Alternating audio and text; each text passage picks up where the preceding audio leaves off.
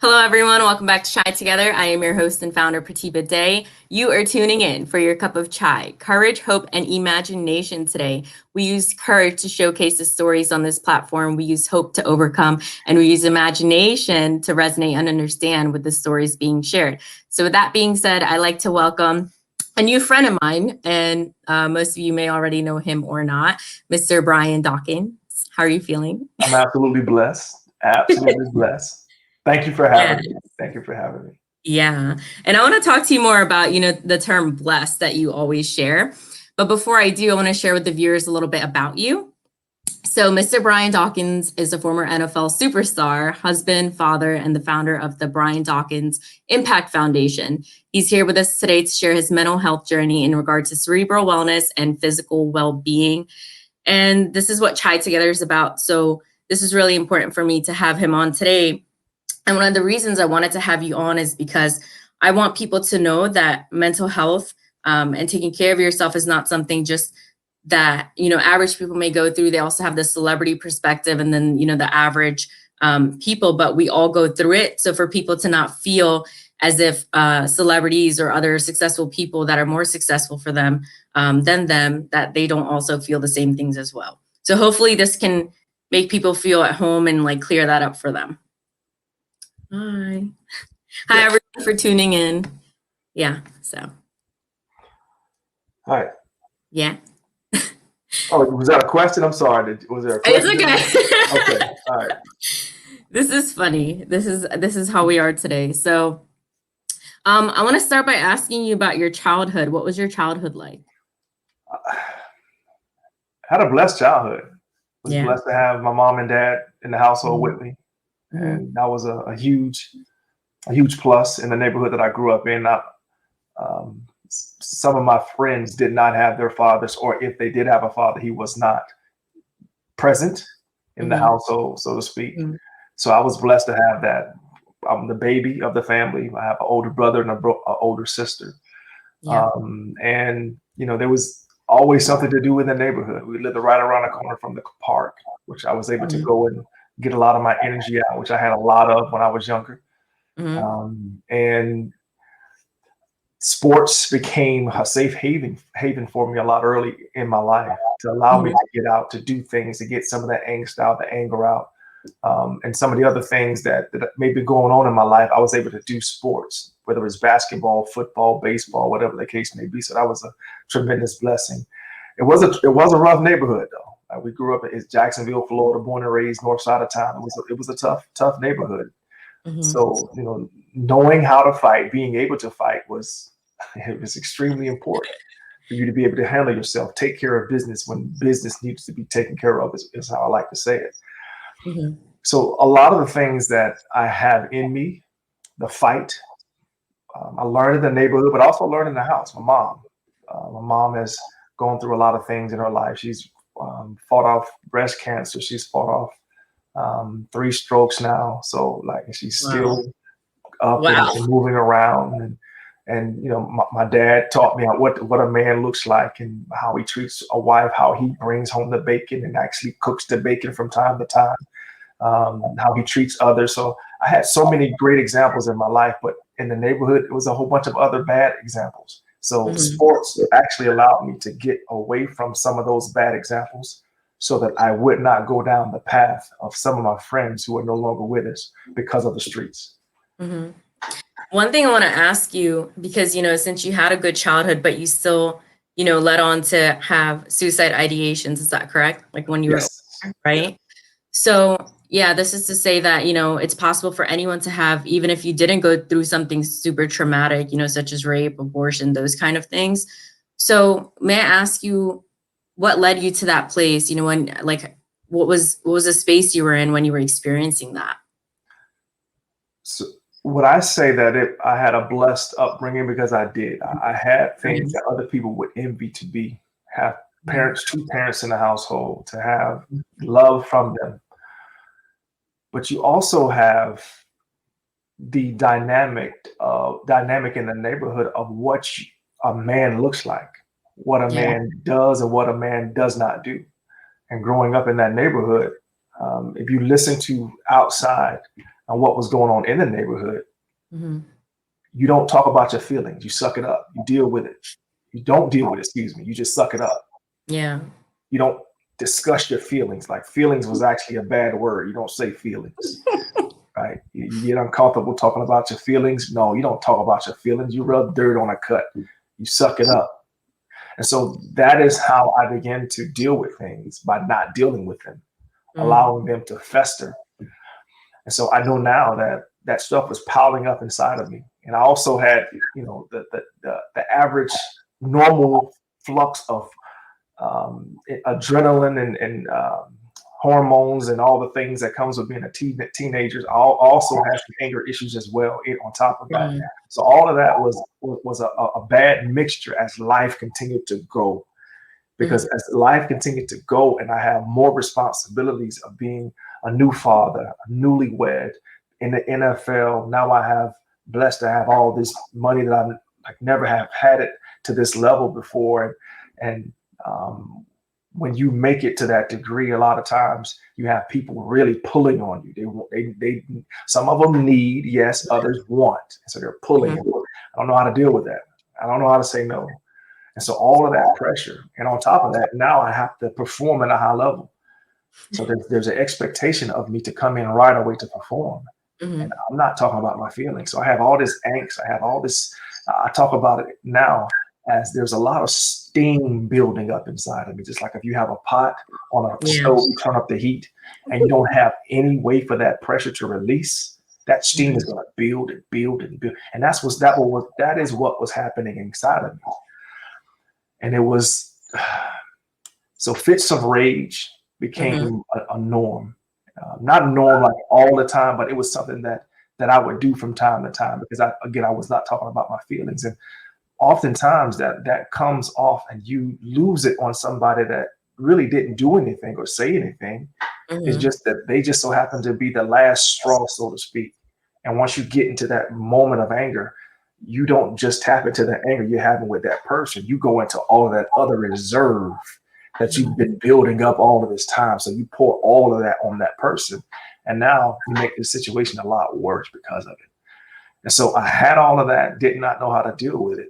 And so I started, drinking heavily to cope, to numb myself, to numb the pain. And then that's when the dark place began to come.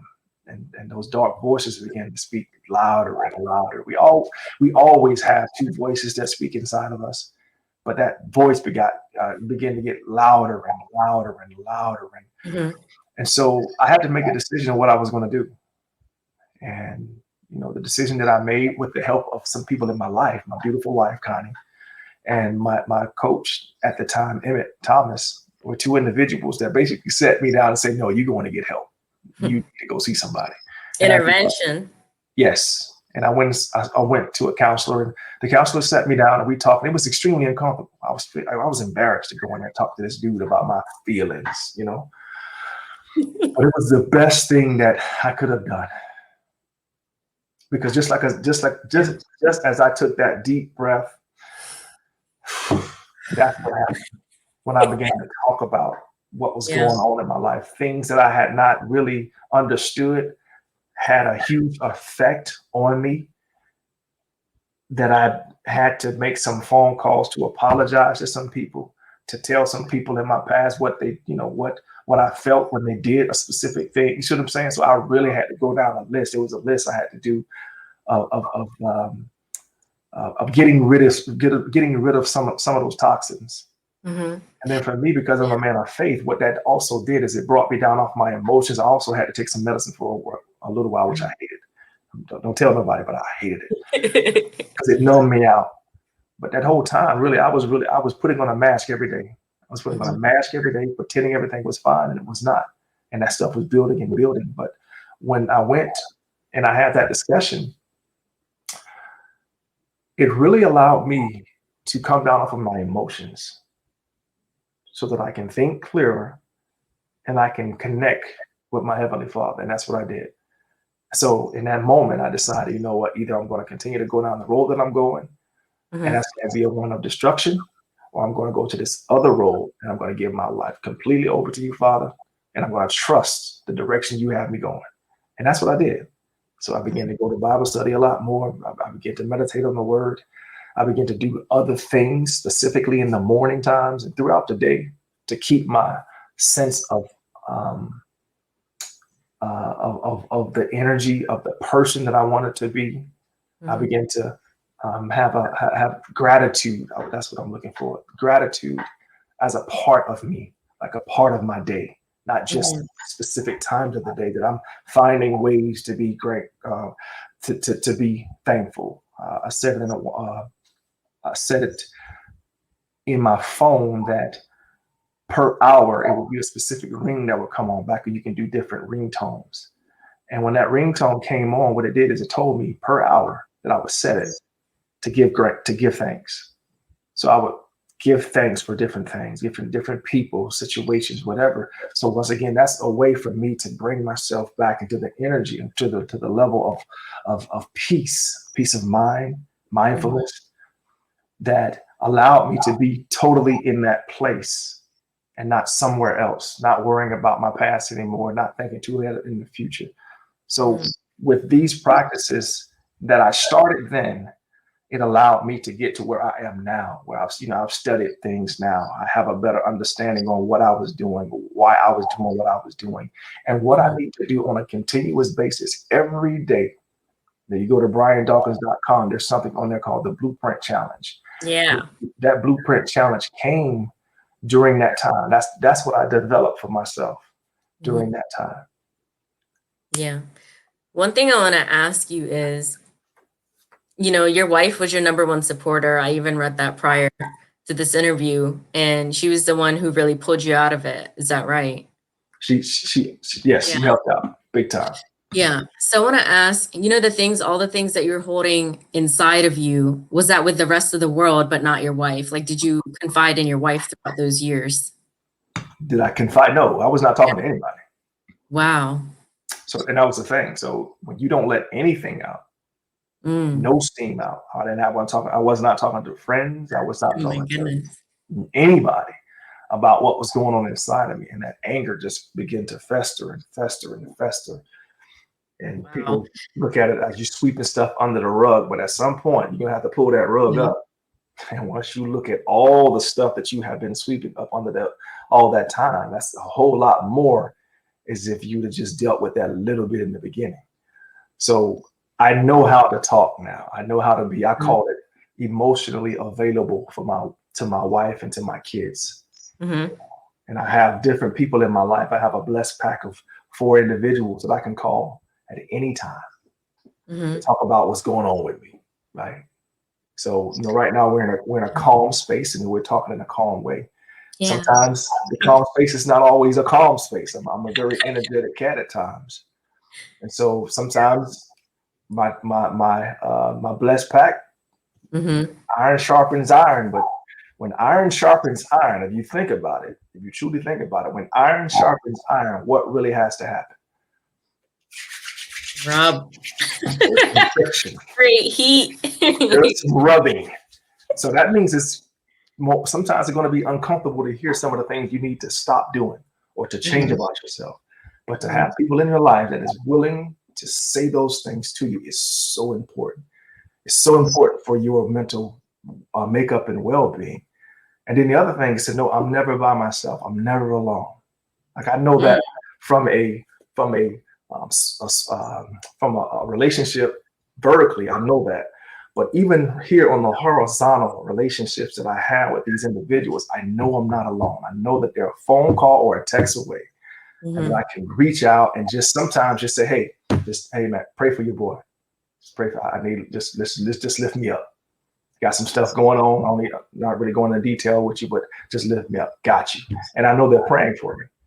So sometimes it's that simple. And other times it's, hey, you got about 10 to 15 minutes.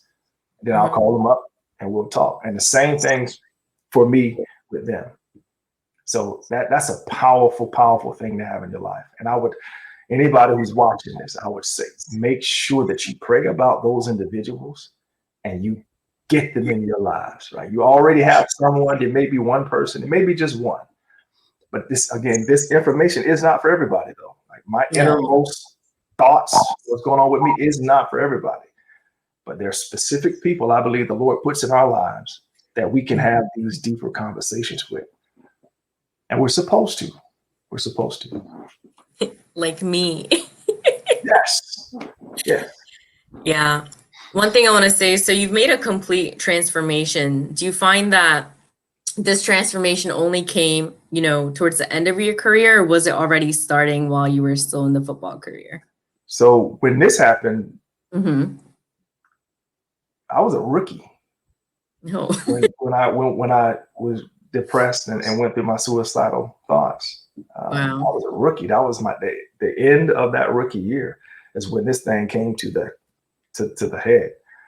And so this is something that I developed going through my career. And so as I began to be more mindful of the state of mind that I wanted to be in, I'm a spiritual person as well. My thought life began to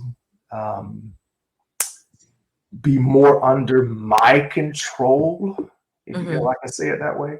Like the Bible tells us to take captive every thought and make it captive. So I was more mindful of not just letting rampant thoughts come into my mind and stay there, because thoughts are going to come. You can't stop thoughts from coming to your mind. You have too many. Some people say we have 10,000. Some people say we have 60,000 per day, right? So you're not going to stop thoughts from coming, but what you can stop them from staying. You don't have to keep them. I don't have to meditate on them. I know I don't have to hold on to them or allow them to get here, because once they get here in your heart, that's a different ball game. Now you begin to fantasize, or you begin to go down wormholes of similar situations in the past that remind you of where you now sit. So now you're bringing emotions from the past, and you have emotions from the present, which makes it like a double-decker sandwich of woe is me, or anger, or whatever the case may be. So I don't have to stay in that place. I can look at the thought. I can see it coming. Wow. Okay. I see there's an emotion there. And then with my mind, I can choose to think about something else. Understand, okay, is there something, first of all, if I'm angry, okay, so why am I angry?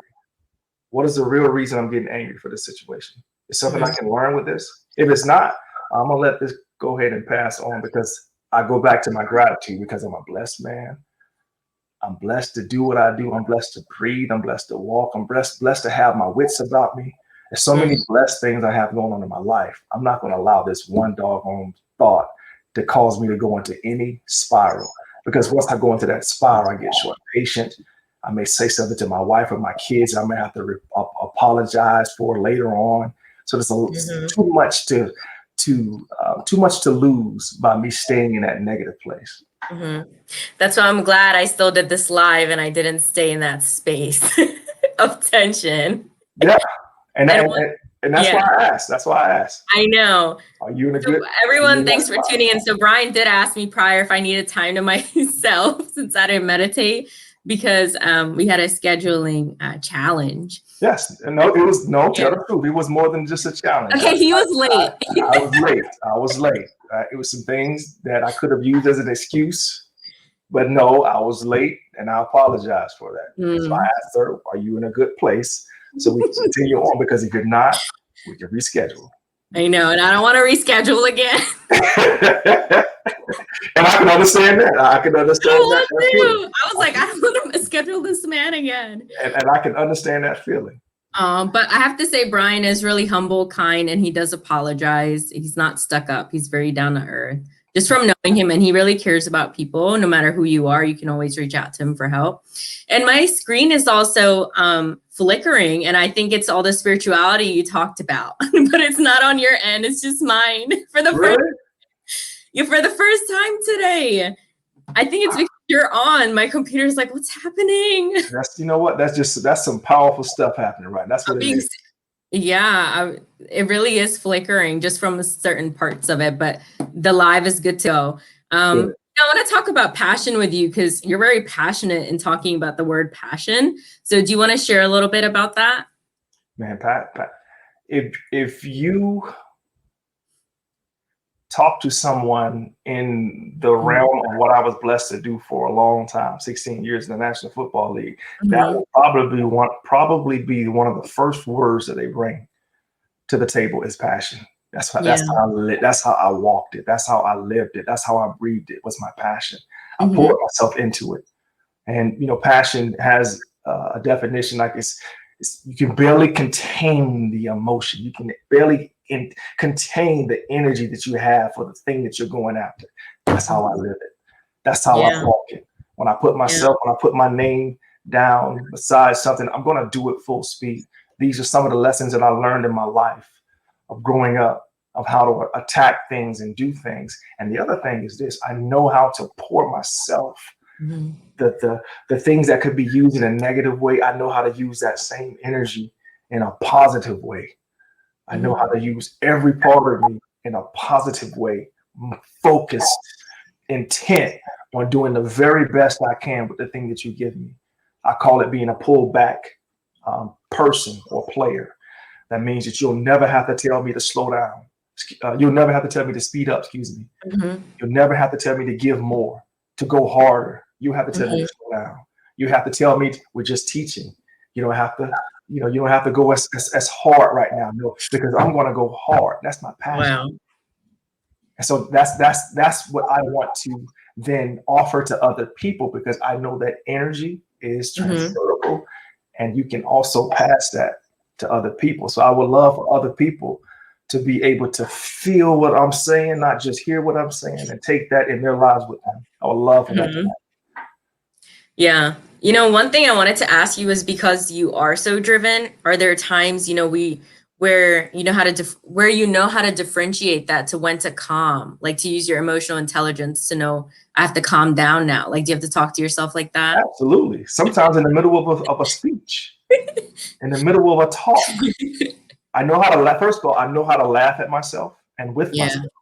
Yeah. So if I'm tripping over my words too much, I'll stop. Hold on. Let me take a pause and take a deep breath. And I'll do that in the middle of a speech, though.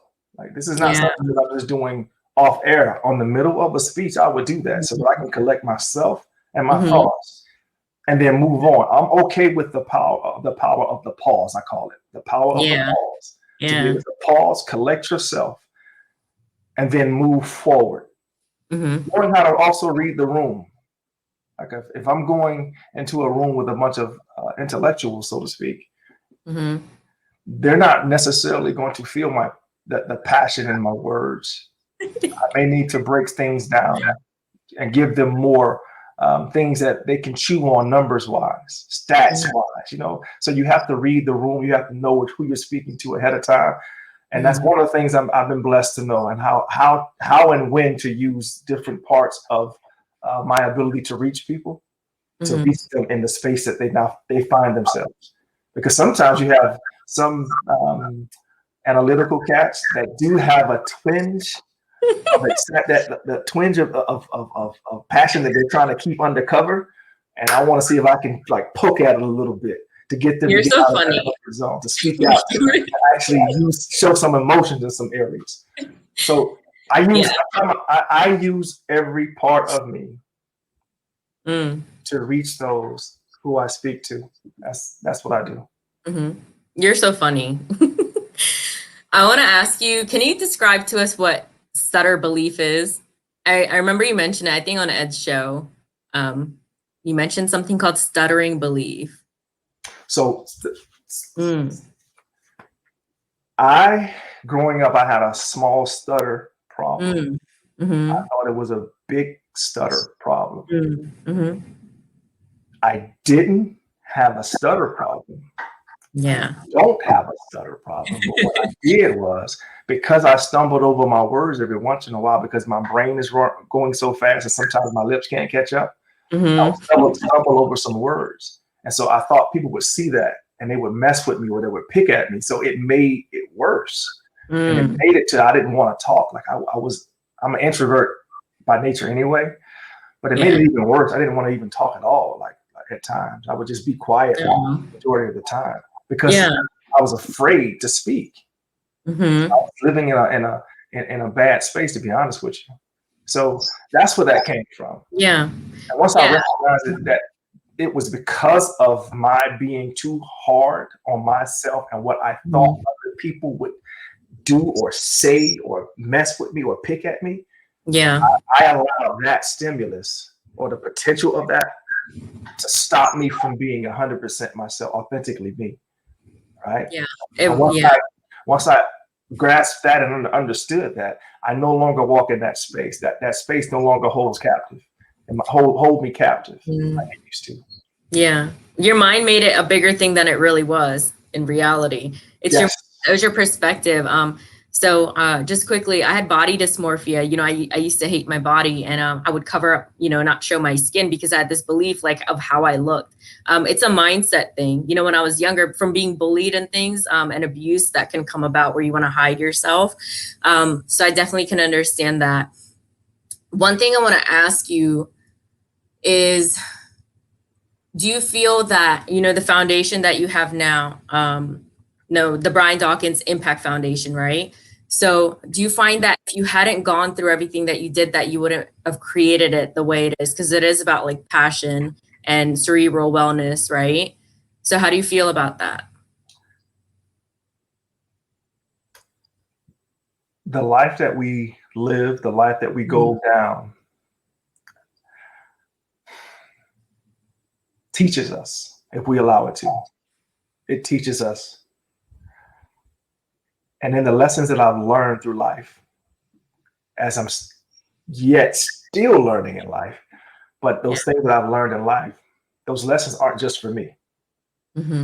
So when I learn something that blesses me, that has strengthened me, that I can then share that with other people, I'm supposed to do that. I'm not supposed to keep it to myself. And I just so happen to blessed to be in the NFL, and I have a platform to be able to speak to a lot more people about that and other things, but especially mental health, because there's such a stigma behind it, especially for men, especially for African American men. Yes. You know, and so when I speak out about it, it allows somebody, not everybody, but somebody, to feel better about them going to see somebody. It allows somebody to be more comfortable speaking to somebody about it, seeking out help. Yeah. That's so important. So those things that I may have been embarrassed about at one time, I know that I've heard it said like this, and you probably have heard it said like this as well. My mess became a part of my message, right? Yeah. That mess that happened in my life, it is a part of my message, and that message is a part of my foundation. In my foundation, because I want other people to see that it's okay. It's okay not to be okay. It's not okay to stay there. Yeah. That's not an option. Like we shouldn't be okay with that. But to not be okay, that's fine. And to ask for help, to seek help, absolutely. By the right people. Not everybody needs to know your stuff. No. You reach out to those individuals, you have those conversations, and you'll be better because of it. You'll be able to handle life and enjoy life more because of having these things and doing these things. So that's just one aspect of it. The other part of the foundation is also to reach out to single parents, to bless single parents with the resources and the things that they need in order to help them out of where they find themselves. They're already fighting. They're already trying to dig themselves out. So we're just going to help them and the kids in the household with the things that they need to help them. So that's what a foundation is based off of, from a place of love, a place of giving, a place of hope, and to give those individuals that understanding that somebody cares about you. You may not have understood it to this point. You may not have believed it to this point, but somebody cares about you, and we care about you so much. But we're willing to give you these things, to assist you in these ways, so that you can grab your bootstraps at that point, pull yourself back up, and then you can change the trajectory of your family for generations to come. So that's part of what the foundation is. Yeah. that's what we're doing. I think it's great. So may I ask you, is that for a certain limited amount of time to help an individual until they get back on their feet with like a job or certain things? Can you elaborate a bit more? So because the foundation, we're just starting out last, so we just so happened to start the foundation during the pandemic. toughest time to start a Me foundation. too. In 2020, that's when we started the foundation. But I don't. There is no coincidences. Yeah. So me doing my Hall of Fame speech, me talking about my cerebral wellness is what I call it. I don't say it as mental health. I call it my cerebral wellness. My cerebral wellness I spoke about heavily. And so many people DM me. So many people DM me in my DMs telling me how that blessed them, it helped them, that they went and got help because of it. They stopped doing some actually said they stopped them from doing this and they went and got help. So I prayed about it and I say, so am I still going to do the single parents thing first? And my heart was like, no. Holy Spirit was like, no. Mental health.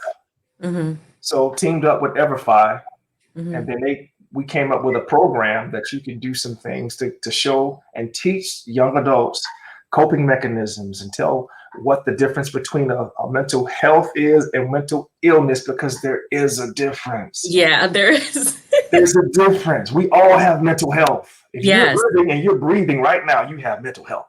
Yes. But not all of us have a mental illness. No. But there's such a stigma behind mental health that everybody thinks, and I won't say everybody, the majority of people, when you say mental health, they think about a mental illness. Yeah. And so that's one of the things that we teach in the program, but it's also some things that they do on the phone too. So because we learn so much things on this phone here, it's little story mode apps that you can go down answering questions that teaches them coping mechanisms and other things to help them in life now. Because if I had these things back then in high school, there's certain things I would not have responded the way that I responded to them, in detriment of hurting people's feelings. I wouldn't have done the things that I did if I had these coping mechanisms. If I had these coping mechanisms, I would have known that I was going through mourning when I lost my best friend, one of my best friends, to the streets in 11th grade. And I didn't know why I was so sad and, acting out from time to time. I didn't know why I was doing that. I know now because I was going through mourning. So that's now people go through mourning and do different things in it. So I would have known that then. So my point is, you learn more now so that it will help you as you grow. Yeah. So I was born in 1993, and even when I was growing up, they didn't really talk about mental health. So it's only been a few years, and I have I'm friends with some school psychologists, and they just started opening that sector up into schools to talk about mental health and kids with disabilities. And it's really important because I was a teacher in Thailand, and they don't even have those facilities available in the town I lived in, only in Bangkok because it's more Western. So that's how I knew I wanted to be the change to do something regarding that, especially for kids. But I think what you're doing is great. And I want to ask you, like, what is your C-type goal? Like, what is your big dream and goal with this foundation? What do you want to see? With the foundation? Yeah, like, what do you want to see? With the foundation, my C-type goal for this foundation is to give away at least $1 million per year. At least $1 million per year to build within the next 5 years, at least 5 learning centers. Wow. So like these are things that, and at least one school. At least one school. At least one school. Yeah. Whether that be in Jacksonville, where I was born and raised, whether that be in Philadelphia, but this is not just a program or programs just for where I grew up. This is something that we're looking to do whatever we can, as long as the resources come into us from the different places. So if we sponsor these cerebral wellness packages for schools in Jacksonville, and we're starting it this year in Philadelphia, a couple of schools in Philly. We're looking to expand that. But we're going to also do it in Denver when we get the resources. We're going to also do it in South Carolina, where I went to school in Clemson, when we get the resources. And then we're going to do it in other places where some of my board members live. When we get the resources, we're going to do some things in those places as well. We're trying to do this as many places as possible if we want to get those resources. We have a couple of Beyond Sport. Their home base, that's the company that runs my foundation. Their home base is in London. So we're going to do some schools in London, right? So we all need it. We all need it, and the reason you're doing this show is because we all need to know that we're in this thing together, and we go through these things. We go through similar things. We may not go through the exact same traumas in life, but trauma hits everybody. No matter what it is, trauma is trauma, right? So when you go through it, or you know how to go through it, you know how to get help, you're able to navigate those spaces a lot cleaner. Wow. That you just hit it like the nail on the head when you said trauma hits everyone. I recently learned this as well. Like a psychiatrist shared with me that, everyone goes through some sort of trauma, whether they know it or not. Like it's unknown to them. They're like, oh no, like that's possibly normal to them to see that that's not trauma, But I really like everything that you said. And I'm in Jersey. So when you do that in Philly, I'll definitely go over there. Jersey. I've lived in Jersey. My whole time I was in Philadelphia playing for the Eagles. I lived in Jersey. So Jersey. So it'll be some school. Matter of fact, one of the schools is in Jersey, I believe, that we're doing it at. Is it? Oh, wow. I believe so. Yeah. One of them is in Philly, and the other one is in Jersey, I believe. Yeah. I was a teacher here, in Jersey. So, this is all amazing. Is there anything else you'd like to share with the guests before you go? I would just leave it at this. Like, you're worth the effort. This is nice. You are worth the effort. You're worth the effort. You're worth that conversation. You're worth that phone call. And your future self is going to love you for speaking out now. Your future self is going to be so appreciative. And check this. Your young self is going to be so proud of you for stepping up and having that conversation if you need to have it, when you need to have it. Right? So that's what I would say. You're worth it. You're worth it. So good. Yeah. So good. And tell everyone where they can find you, of course, your website and all. Oh, BrianDawkins.com. You can reach me on there. We have my Instagram is Brian Dawkins Senior.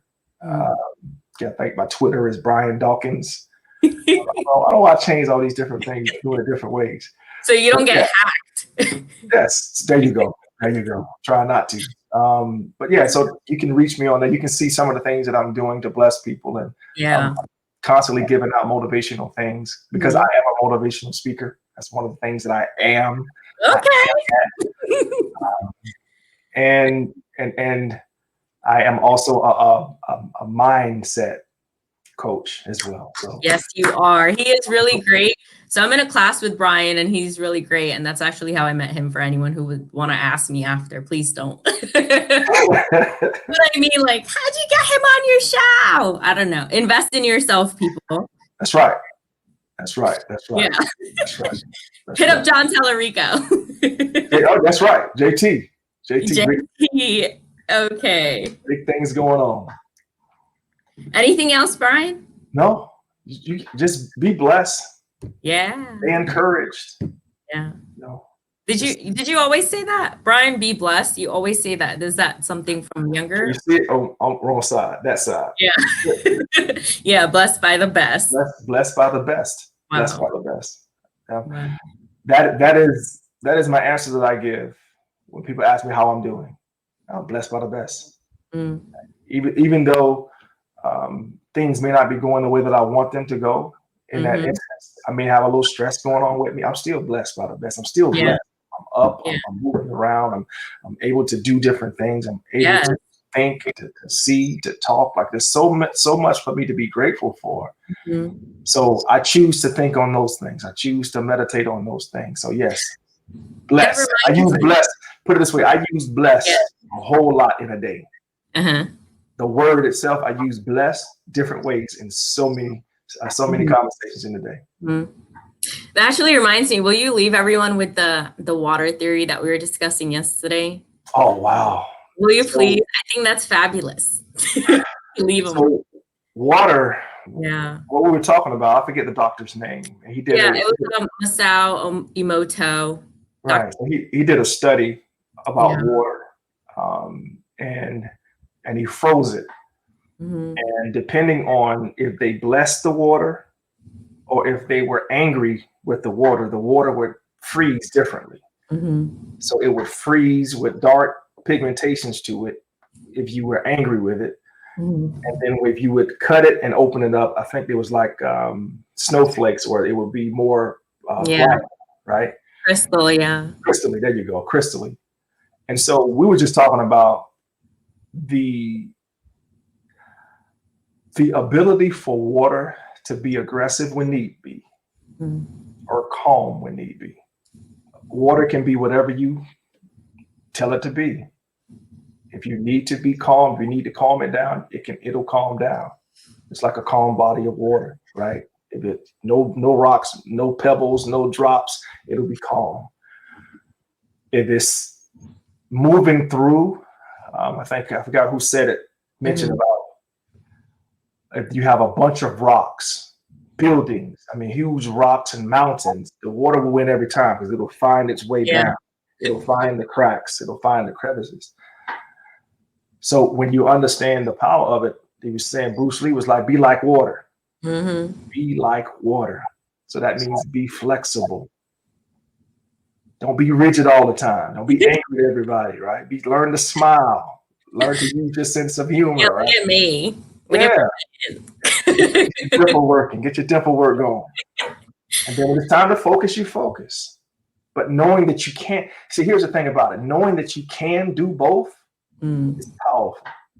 Knowing that I can turn it on when it's time to turn it on, but I can turn it off when it's time to turn it off.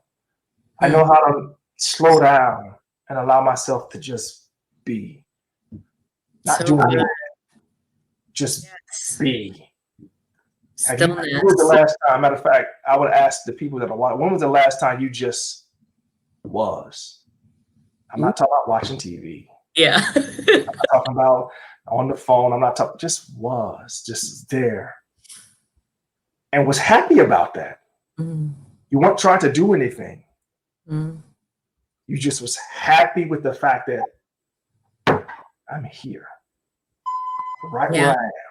Blessed to be right here. Yeah. I recently learned, I believe, you know the Vietnamese Buddhist Thich Nhat Hanh? No, I do not.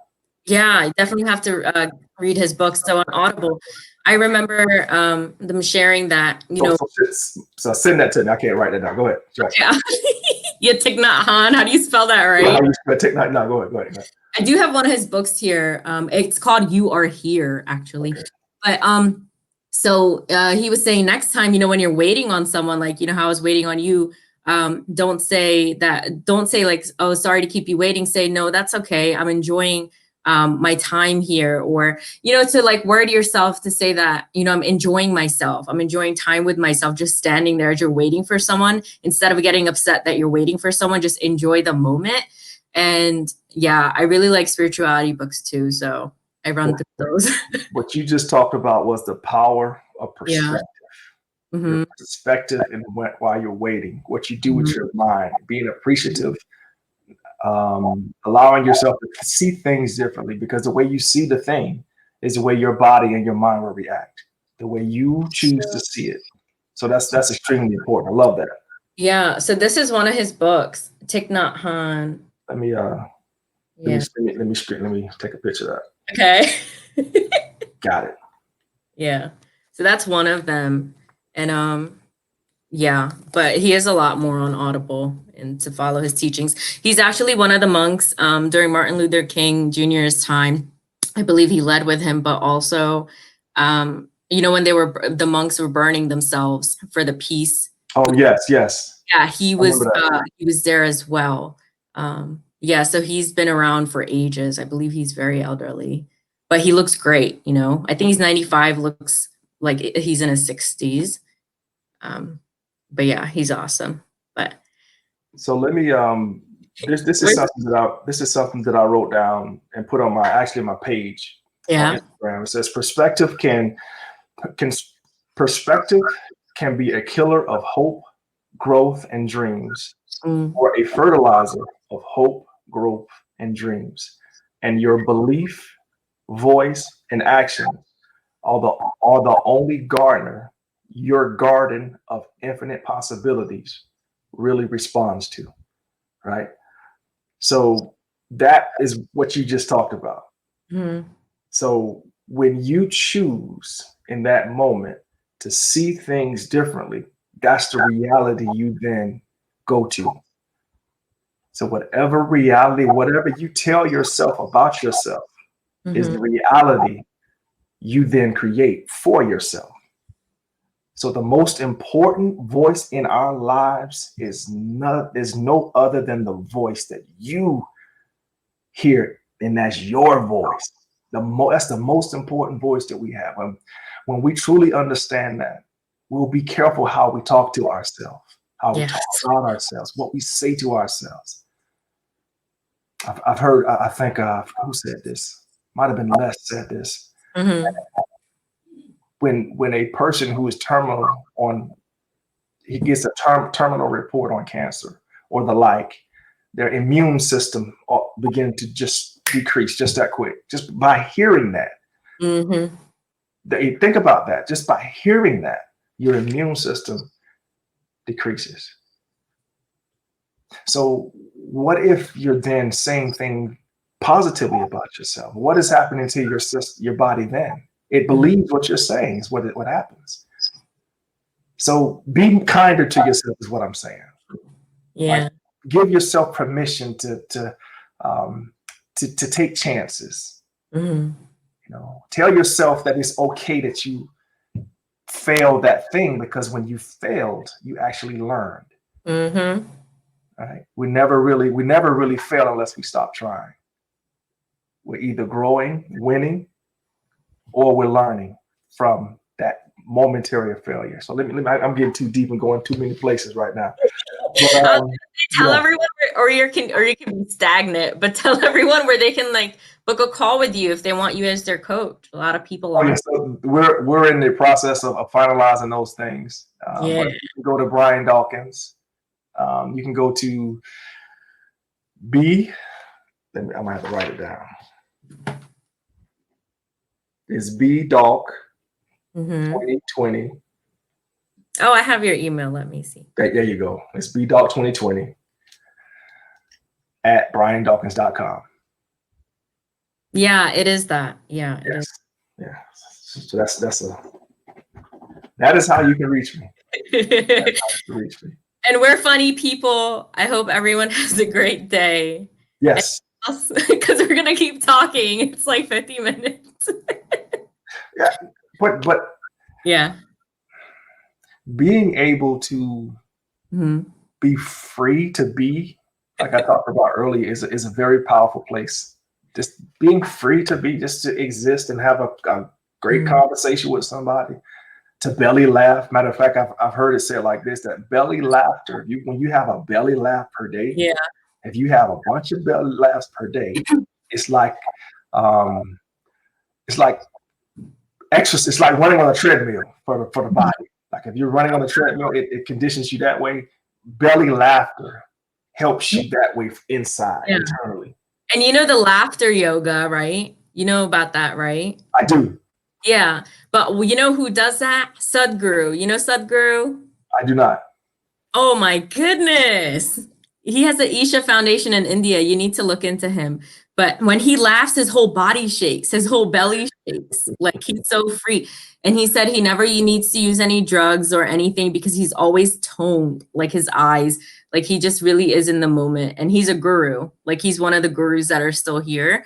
And yeah, he definitely follows and believes in Shiva. Also Adi Yogi, which was the first yogi found on the Kailash Mountains. And every year Sadhguru has a sojourn, which is a pilgrimage where he gets a group of people from all around the world. And that's one of my goals too.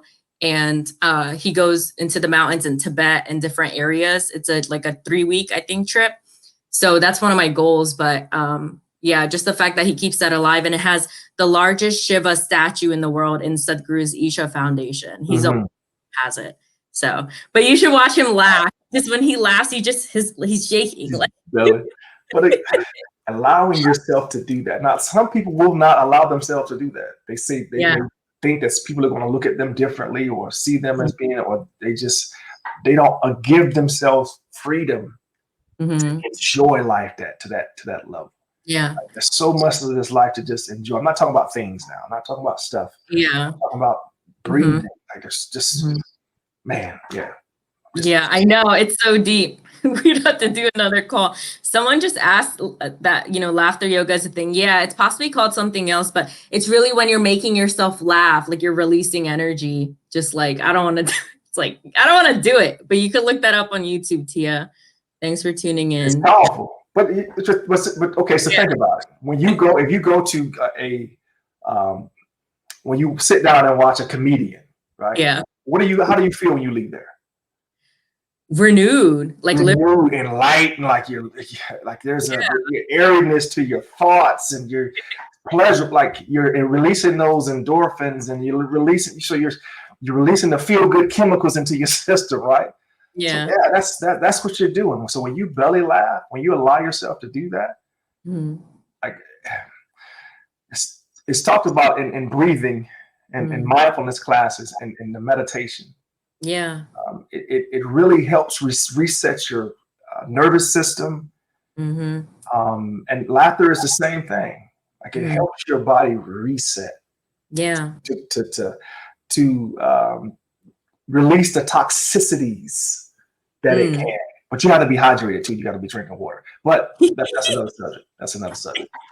But I want to tell you, everyone, I actually did Sadhguru's inner engineering program. It was $75 and free for medical professionals during COVID. And it's not affiliate. I'm just sharing that program. It changed my life. It's a 7-day, you do it every day, hour and a half in the morning. And those guided meditations, I cried during them. And that's when you're releasing emotional trauma. So it was really helpful for me. And I would do it again. And those aren't recorded. So it's like a one-time thing. Once you go through the program, that's it. You don't see it again unless you join it again. It's not something you can go back to or rewind. So you have to be in the moment. They do that on purpose. So yeah. I bet they do. Yeah. Yeah. They don't want you to have to come. They want you to have to pay to come back, and I can dig it. They got to make their living as well. You know what? There's talk about the research and the different chemicals that come out when you cry at different times. If you're crying because of sadness, it's different than tears when you're happy. Oh. When you're sad, it's releasing some of that, it's a big term, isn't it? Yeah. I just said stress hormone. I just say the stress chemicals. It's releasing those in your tears, right? So it's different. It's just different. When you're laughing and you're crying, it's releasing different than when you're crying from sadness or the like. So there you go. They both have salt, though. So cry. It helps you get rid of the stuff. So go ahead and cry. Yeah. I don't cry as often. I also need to.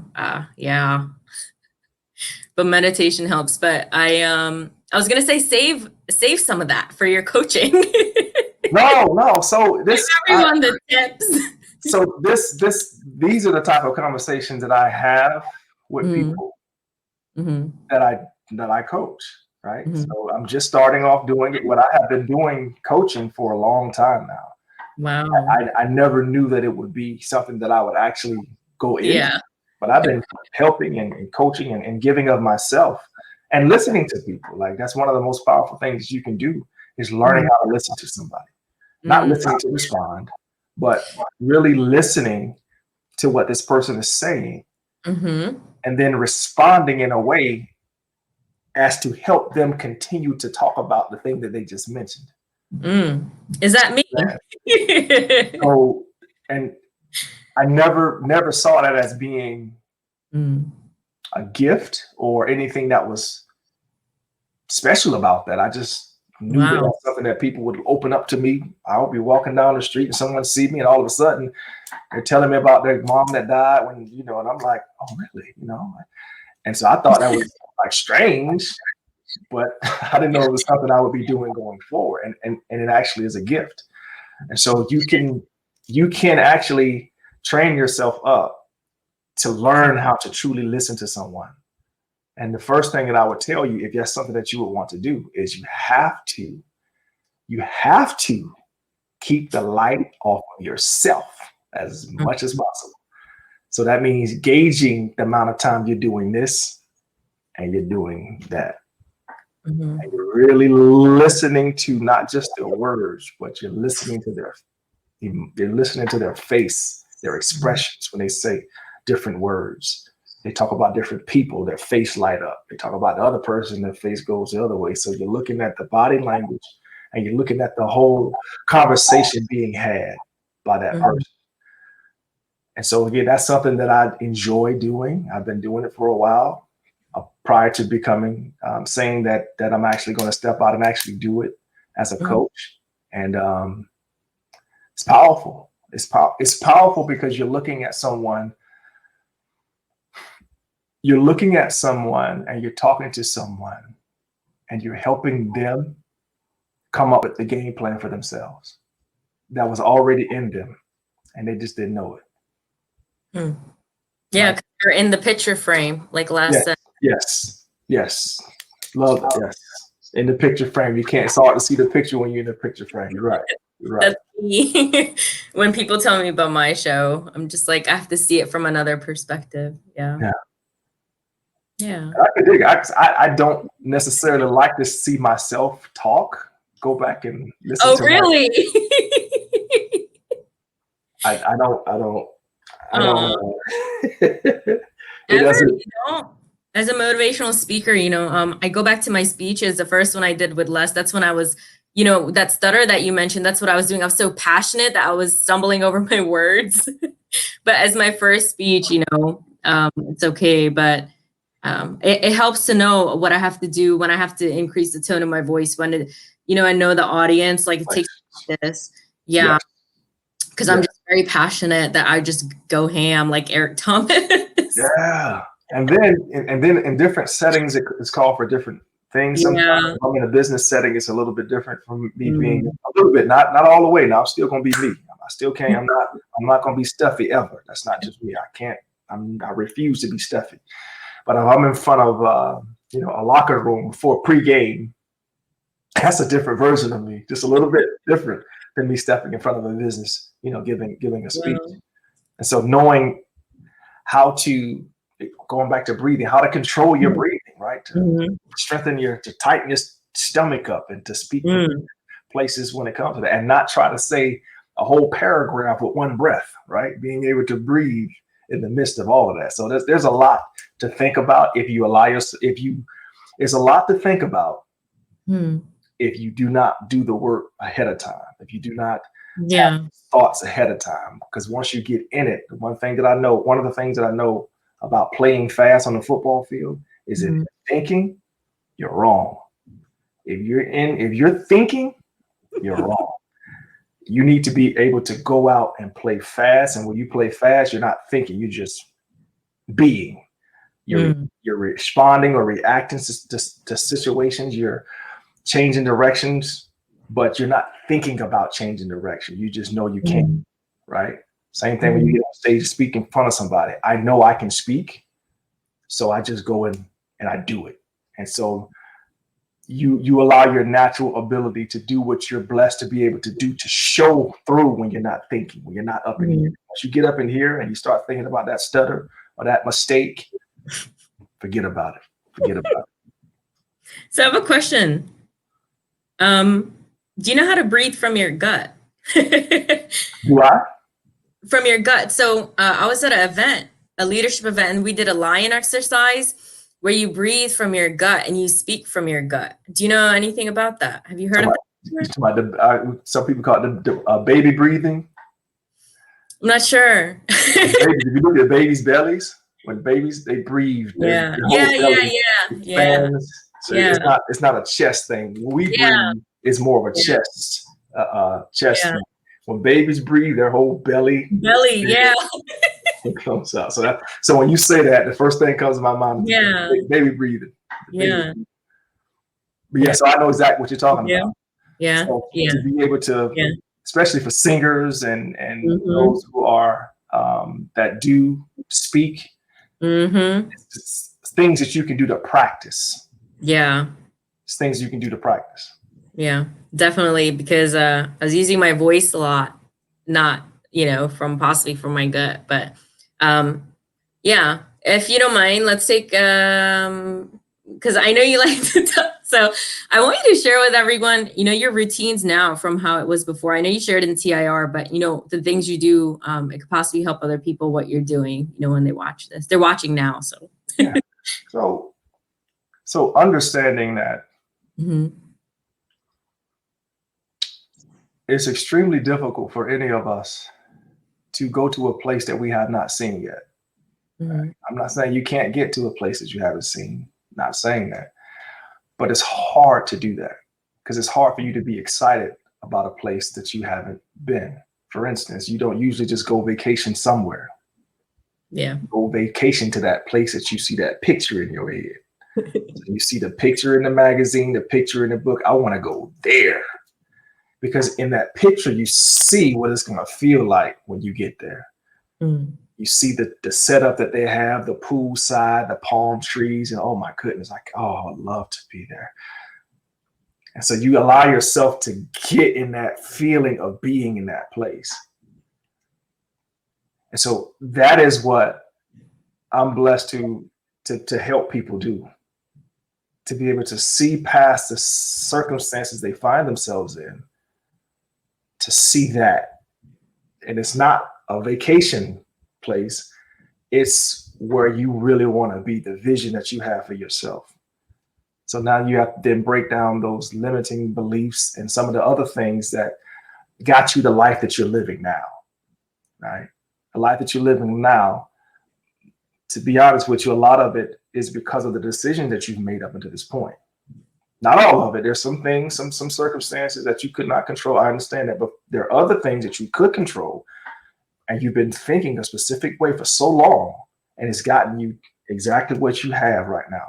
So to help change that thinking is how you get to that picture. But you have to develop that picture. Like none of us leaves the house to get to the airport without knowing how to get to the airport. Like you don't just go jump into the car and say, "Hey, I'm going to the airport. I don't know how to get there, but I'll get there." No, you don't do that. You have a vision. You have an understanding of what roads to take. And even if a main road is cut off, you take a detour. So it may take you longer to get to the place, but you still get to the place. But that's because you have a vision of where you want to go. So that's the first thing. You have to have that vision. Break down those those beliefs, and there's different exercises. I don't have time to go through all that stuff, but there's different exercises that you do to help retrain your thinking, retrain your thought, to retrain the way that you talk about yourself. Right? Those limiting beliefs, but the way that you talk about yourself, because you say probably some of the worst stuff that anybody can say to you, to yourself daily. Oh, you stupid. That was stupid. Why would you do that? Oh man, you're not worth, man. I wouldn't have stayed with you either. So those are the conversations we have with ourselves. And when I talked about it earlier, like your brain is listening and your body is responding. So when you're speaking to yourself like that, your brain is listening. So it releases it goes to the negative part of you, the negative part of your brain. We call it the Frankenstein part, the part that's not conducive to coming up with solutions and coming up with plans. No, it's just the survival mechanism part of your brain begin to operate. And then you stop living, you stop trying, you just settle. And so if I don't have a plan for where I want to go, what will happen is you will wind up where somebody else takes you. because they'll come up with a plan for you in a heartbeat. Somebody else will come up with a plan for you. And it may be good, it may not. Likelihood of it being exactly what you would have called, though, is probably slim to none, right? So taking control, taking ownership of your life is so important. Where you are right now, you got to take control of it. Stop blaming other people. Don't blame anybody else. Matter of fact, don't even blame yourself. Don't even blame yourself. Forgive yourself. Oh, I like Forgive yourself.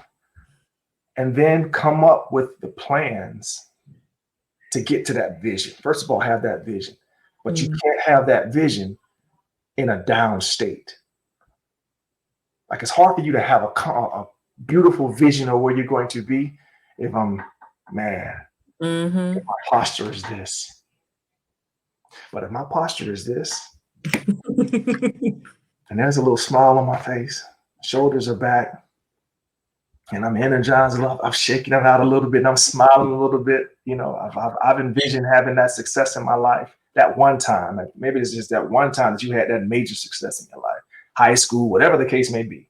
And you remember that, bring yourself back to that place. How did that feel being in that place? And when you're in that place, dream from that position. Dream from that place. Write that vision out. Have that vision, that goal for yourself. Write those things out. Write those feelings down.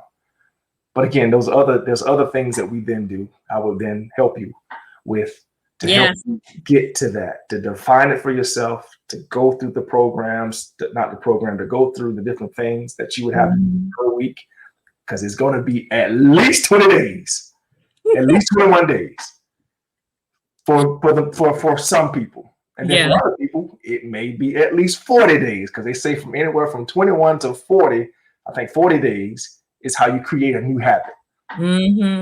Right? Because sometimes you get 10 days into doing something new, and all of a sudden life hits you. Flat tire, or you know, somebody gets a bad report at the hospital. Now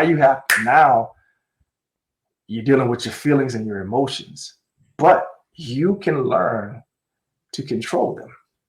Your feelings and emotion don't have to control you. They're actually not supposed to. We're supposed to control them. But oftentimes we allow our emotions to control us. That's not the way it should be working. Brian, do you want to write a book? No, not even sarcastically. No, you know what I mean? A lot of good stuff. Like, do you want to write a book? I have. Yeah. It's not going down. These are things that I have learned, many of them. What I'm speaking now, I have learned during the pandemic. Oh, okay, yeah. So my grasp on everything that I'm discussing now was intentional, because I said, you know what, during this time in which we have more time than ever to devote to something, I'm going to devote it to growing. So I began to be very intentional on studying, reading books, listening to podcasts, and then going back in my life and be like, okay, so how did I actually have that success? What did I do to have the success that I had? Like Bob said. Yeah, right? And so when you then look back and say, okay, so I read this book, this is what I did, man, this really sounds just like that. Talking about John Assaraf and the brain, the different ways the brain functions. We had that in our class. And so listening to him explain it. Now, the first time, I'm not gonna lie, the first time he talked, I was like, man, this dude he's way over my head. This is, I can't get this. This is frustrating. But I listened the first time, and then I went back and watched it the second time. You gotta watch it more than once. Then I went and watched it the third time. And by the fourth time I watched it, it began to make so much sense to me. And it then went and combined with other things that I had read similar of the same subject matter. So that, again, it began to grow those neural pathways, connections in my brain, connecting new neural pathways for me to think differently. And when I begin to think differently, I begin to respond differently. and you begin to learn other concepts that you can then teach. Because once you can teach it, you know it, right?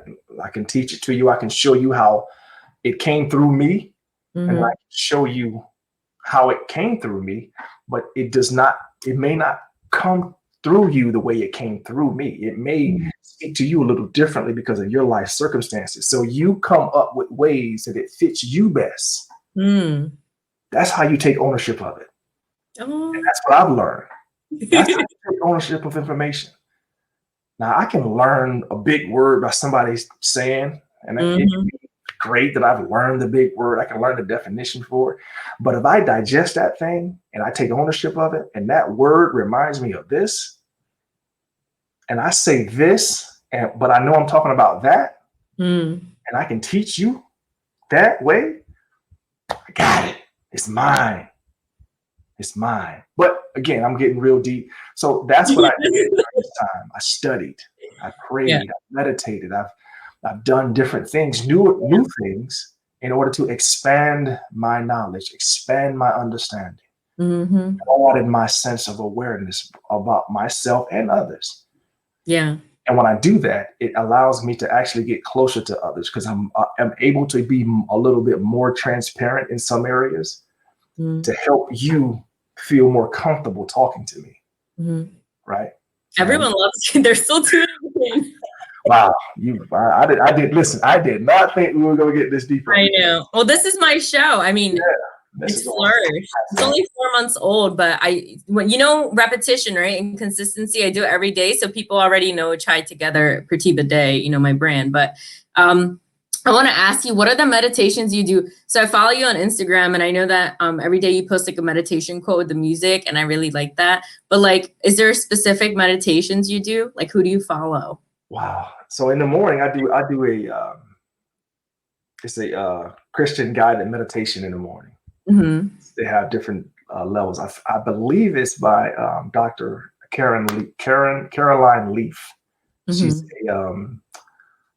a neurosurgeon, neurologist.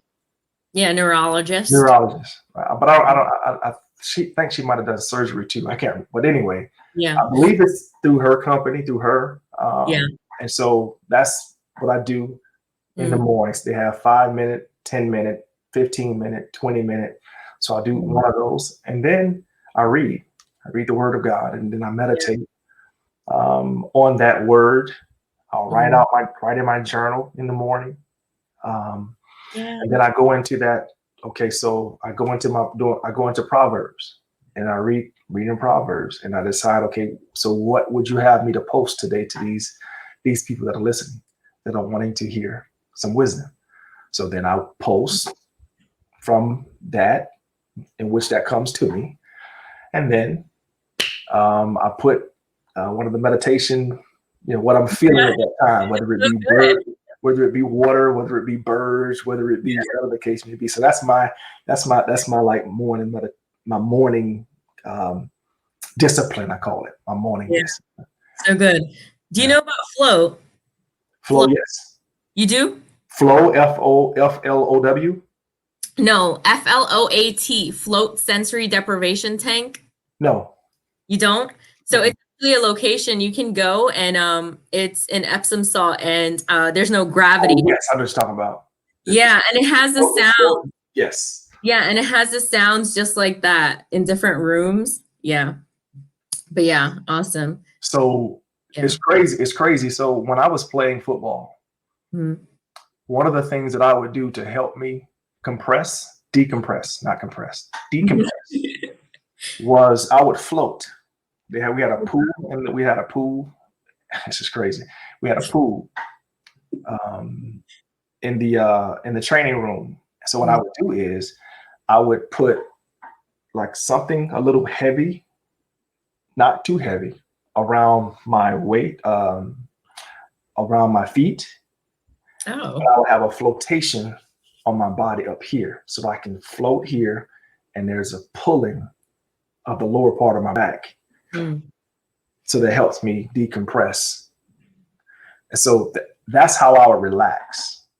I would like go in there. They would turn on like some real nice music, and I would just float weightless in that place. So when they came out with this, I was like, man, I could have come up. You mean to tell me I could have come up with this? Because that's exactly what I was doing all those years ago. I just didn't know it was something that I go there.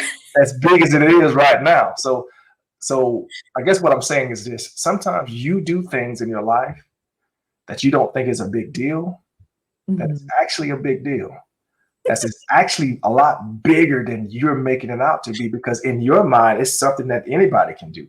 Yeah. No, not necessarily, right? So sometimes we have to take advantage, take ourselves up on those ideas that we have. Now, I'm not saying I should have done this, but my point is, I believe what I'm trying to say to somebody who's watching this is, don't take for granted those things that come easily to you. Wow. Just because it doesn't come with a lot of effort behind it, does not mean that it's something significant. You may just see things differently, but it's come to you easier. So you downplay it. Don't downplay that. Don't downplay it. Yeah. So you said you had a book. Is it published? No, it is. We're in the scrubbing phase of it. We're still scrubbing it. Oh, okay. Do you want to share anything about it or no? Do you want to share anything about it or no? Guess what the title is? Brian Dawkins. Blessed by the best. That's the title of it. So it's a brief journey of mine from Jacksonville to my time in the National Football League and the blessed events and blessed people that blessed me on that journey to the Hall of Fame. That's really what this book is about. So this is my first one. It won't be my last one. And the next books will be more than likely a lot deeper. Yeah, spirituality. I am deeper, right? Because of my intentional time spent. So the other thing I would say for those who are listening still, who you still here, we're listening to us talk for over an hour now. Be intentional with your time. Time is a gift. Time is it's not. We only get 24 hours in a day. And once that time is gone, it's gone. You can't get it back. You can't grab it back. And so if you then have the opportunity to, again, refocus or change your perspective on time given, utilize it to grow in that space, not just to go through that thing. You may have more time because of job situation, whatever the case may be. Use this time to strengthen yourself, to strengthen your ability to be a better employee when that time comes. But also think past that. Think past just being an employee to be an employer. So you can begin to study things. I mean, they're having so many different deals and with free sessions and online classes, and they're basically giving them away, right? So this is an opportunity for you to truly grow during this time, to even possibly go down a path that's different than the job that you had or have, to begin to strengthen yourself in another area. Yeah. So again, and that's another vision, right? You're visualizing a version that you would love to have happen in your life. And if this is something that's very compelling to you, something you're extremely passionate about, use that time. Use that time wisely now to grow yourself mentally so that you can have a better understanding on what steps to take to get to that place when things open up. Wow. Yeah. And I appreciate your time here with me and us. Well, I loved it. Don't get me wrong, but I owed this to you, right? I owed this to you. Is it because the last time he missed last time too? I missed last time, and then I was late this time. But I didn't set up last time, so that's good because I didn't have my form. I don't do anything without the form. Yeah.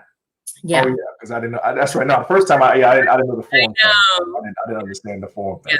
Yeah. But so I'm going to share your email again so you guys can reach out to Brian regarding his coaching. And do you offer a free consultation, Brian? Yeah. So we have to, because we have to make sure we're right for one another. Okay. Right. So some of the things that I may not do, but the way that I am, my makeup may not vibe with everybody. Yeah. That's just that's the truth is, and that's fine. Like I don't. Yeah. I'm not here to assist and to bless everybody. That's not my job. I'm here to bless those who I have a connection with, right? And and then vice versa. Like I prefer to be with individuals that are committed, not just interested, right? If you're just interested, then you can. I'm not for you. Like no. I'm for those individuals that are passionate, that want to truly go to a next level in their lives. That's really what I'm about.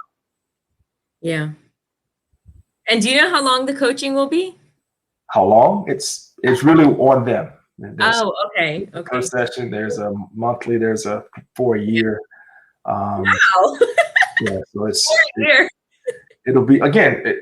Every person has their different place that they are and what they're looking for. So I want to make sure that because we have our 6-month mastermind. So ready? I'm going to share your email. So if you want to reach Brian, his email is bdawk, BAWK 2020 at briandawkins.com. And I will list that above as well.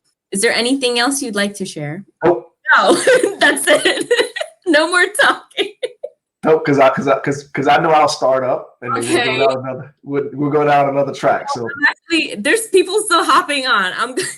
I had one at 4, but I'm gonna take a break to like decompress. My longest live ever. Like we got the record. I set the record. You're a winner. What can I say? And I definitely want everyone to check out your foundation. And do you also have donations, like funding you do, right? Yeah, absolutely. That's how we do what we do. We do what we do by those donations. So that's the Brian Dawkins Impact Foundation. You can just Google it and it'll come up on his site, and I'll list it above too. So wow. Thanks everyone for tuning in to C.H.A.I Together, and I hope to see you next time. Thank you. Bye. Thank you. Brian, don't get off.